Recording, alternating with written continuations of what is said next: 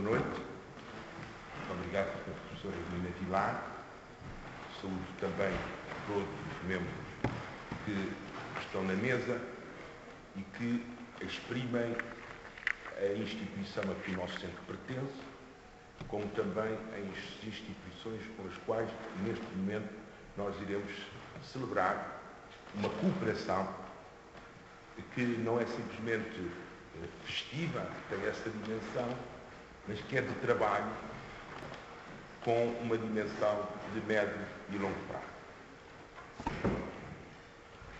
Quero dizer que me sinto comovido, porque eu estudei durante muitos anos uma figura, que é o Manuel Isaías Abundo da Silva, que neste mesmo salão, em 1906, ouvia pelas palavras do Cónigo Ferreira Pinto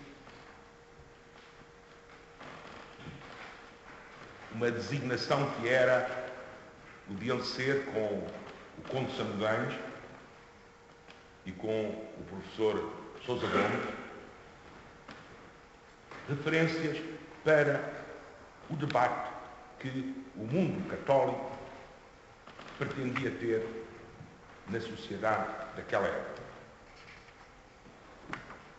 E, portanto, quando o Centro de Estudo de História Religiosa decidiu, com o acolhimento extraordinário do Sr. Dom Manuel e do Sr. Cónigo Fernando Milheiro, esta sala fê-lo com um sentido, que é colocar na ordem do debate historiográfico a presença daqueles que na sociedade portuguesa, a partir do mundo religioso e em particular do mundo católico romano, procuraram ter uma intervenção na sociedade, não de uma maneira negativa, mas de uma maneira construtiva. Sendo assim, cabe-me, antes de mais, uma palavra de agradecimento a alguns dos senhores jornalistas, outros que eu tive esta tarde a oportunidade de falar, terem aceito o convite para estar presente nesta sessão promovida pelo Centro de Estudo de História Religiosa da Universidade Católica Portuguesa, em estreita colaboração com a Comissão Episcopal para a Cultura, os Bens Culturais e a Comunicação Social, em particular na pessoa do seu Presidente, o Sr. Manuel Clemente, e da Comissão Nacional para as Comemorações do Centenário da República. Permitindo destacar a amabilidade sempre manifestada e a constante abertura que o Centro encontrou junto desta Comissão, nomeadamente por parte da Sra. Professora Fernanda Rolo, que discutiu connosco muitos dos aspectos deste programa também que agora apresentamos, um programa de ordem científica.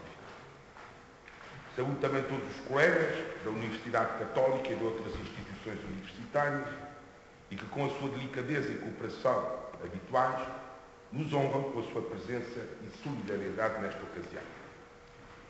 Estas palavras de agradecimento estendem-se a todos os condestáveis pastorais, em particular da Diocese do Porto, com destaque para o Sr. Cónigo Fernando Milheiro, amigo de longínquos percursos, mas também sempre tão próximo, testemunhando o reconhecimento do relevo que estes assuntos fornecem para a vida nacional e da Igreja Católica. Bem-aja. Quis o Centro de Estudo de História Religiosa dar um cunho público à apresentação de parte do seu programa de atividades, aquele que nos próximos 3 anos diz respeito às iniciativas no âmbito da ciência histórica, próprias dos seus carinhos, da sua especificidade, relacionadas diretamente com a mudança de regime político em 1910 e do seu desenvolvimento nos últimos 100 anos. Em diversas ocasiões foi dirigido publicamente e por diversas instâncias eclesiais e da sociedade civil o repto ao Centro de Estudo de História Religiosa para dar o seu contributo neste contexto, com particular destaque para o campo religioso. Assim, como foi entregue cópia a todos os presentes, o Centro de Estudo de História Religiosa pretende levar a cabo um conjunto de iniciativas que se configuram através de 4 eixos principais. O primeiro deles, e não o mais secundário, pelo contrário, o central, para nós, a investigação.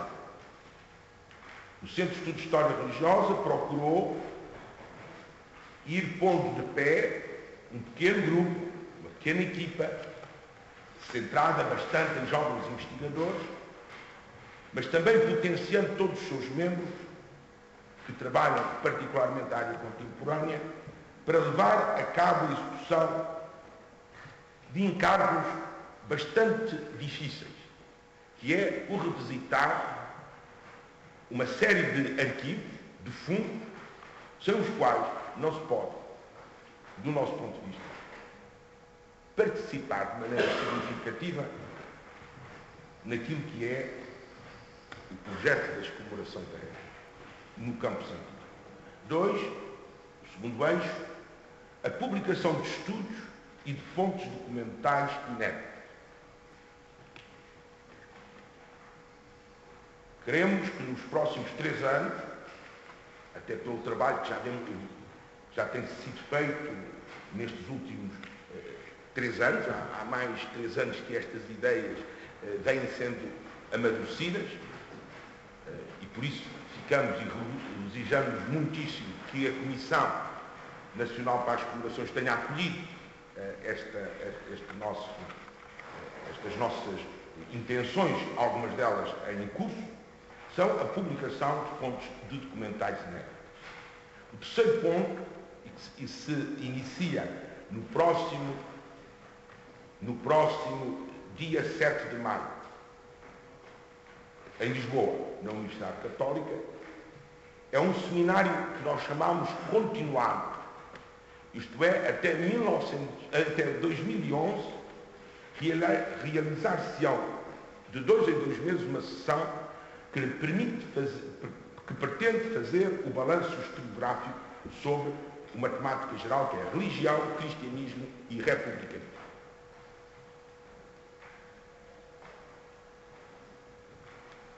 Esta iniciativa visa fundamentalmente permitir a um leque variado de historiadores intervir e em torno dos seus trabalhos poder-se fazer um balanço sobre o que até hoje se tem produzido. E finalmente a organização do Congresso Internacional sobre Religião, Estado e Sociedade, 100 anos de separação, a ser realizado nos dias 13 a 16 de abril de 2011, e que pretende não só fazer convergir todos estes trabalhos de investigação, mas, sobretudo, realizar um congresso que o internacional signifique história comparada. História comparada porque a problemática da separação não é uma problemática, obviamente, exclusiva à realidade portuguesa. Em segundo lugar, porque desde o século XIX, desde a Revolução Francesa, desde a Revolução Americana, as questões da destrinça entre as confissões religiosas, as suas instituições e o Estado, são questões em aberto, e também porque, em determinados momentos do século XIX e XX, outras realidades viveram e colocaram a questão da separação à Igreja Católica Romana. Refiro-me ao México, refiro-me ao Brasil, refiro-me à França. E nós pretendemos, exatamente, o concurso dos projetos que temos de cooperação com equipas de estudo nestes diferentes países, fazer um congresso internacional que seja exatamente um trabalho comparativo sobre os modelos de separação.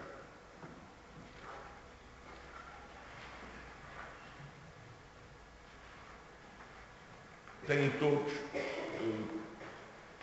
nas mãos, um pouco mais desenvolvido, este programa, mas creio que neste momento são estas 4 linhas: investigação, publicações, seminário, Congresso Internacional. Importa assinalar a preocupação central do Centro de Estudos de História Religiosa em realizar um trabalho de investigação levado a cabo por um conjunto de estudiosos, uns mais velhos, outros mais novos, revisitando fontes e dando a conhecer novos materiais, pois o que pode ficar de todo este trabalho é exatamente o que de sólido for acrescentado ao conhecimento que já existe. Não interessa repetir o que se sabe, particularmente quando esse conhecimento se encontra, muitas vezes, viciado numa qualquer rigidez ideológica. Numa qualquer rigidez ideológica, seja ela qual for. Desejamos profundamente que estas atividades sejam uma oportunidade para envolver e formar jovens investigadores cujas capacidades e competências se possam exercitar e fazer ouvir para além do tempo das comemorações, depois que se arrumam as caixas dos festejos. Este trabalho de 3 anos pretende consolidar aquilo que vem de trás e permitir a sua continuidade. E neste sentido, o Centro de Estudo de História Religiosa não está a fazer outra coisa senão prosseguir o seu trabalho iniciado há cerca de 20 anos. Faz este ano, não sei dizer exatamente o dia, mas há coisas em que não há dias, há vivências. Mas o tempo só ganha sentido quando no presente se reconhece e se age com sentido de futuro. Cabe ao historiador uma função de paciência, de estudo e de interrogação. A memória e o trabalho da memória são elementos estruturantes de uma qualquer dinâmica celebrativa. Trata-se de uma exigência e de uma responsabilidade, onde o essencial diz respeito ao aprofundamento e ao exercício da cidadania. E há bocadinho, quando devo confessar alguma comoção, eu considero que um homem como Abundo da Silva foi um dos aspectos centrais do seu pensamento e da sua atividade foi a questão da cidadania no interior da vivência religiosa, isto é, como compatibilizar, como articular o ser crente e o ser cidadão. E, portanto, não é esticar nada, não é exagerar nada. É, pelo contrário, levar por diante, aprofundar um trabalho que é um trabalho de memória, um trabalho de rigor. E, porque de rigor, decorrente deste, o da isenção. É o exercício adequado e próprio do conhecimento histórico para permitir interrogar a realidade. Mais do que uma disciplina de respostas, a história é um conhecimento centrado na capacidade de se interrogar, de se colocar questões. Afinal, o que é que se quer saber? E é este o grande horizonte deste trabalho que nos propomos fazer e que hoje pretendemos aqui de uma maneira pública assumir com a Comissão Nacional para as Comemorações do Centenário da República. A história religiosa tem como especificidade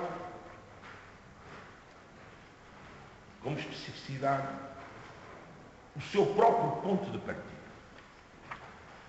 Nós somos um centro que se dedica a um ponto de partida, a um centro de observação.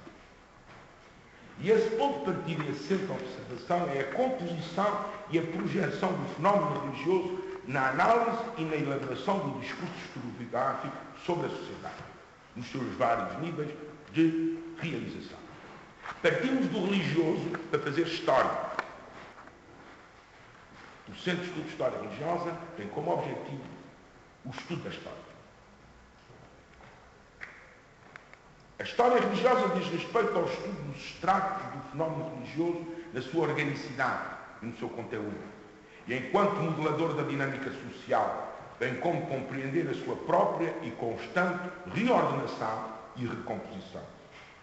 A história religiosa visa compreender as fronteiras do religioso, que comporta a unidade da confessionalidade, certo, mas também a sua diversificação. Quando se faz história a partir do religioso, reflete-se e contribui-se a partir do todo da realidade social. Portanto, não é uma história fora da ciência da história, mas pretende este trabalho ser um contributo para a própria renovação do pensamento historiográfico português. E neste objetivo tem sido o trabalho do centro, do meu ponto de vista, do ponto de vista que me parece justo, nestes últimos anos, por parte do Centro de Estudos de História Religiosa, e no qual se enquadra este programa de atividades. Estou, portanto, ao dispor, se houver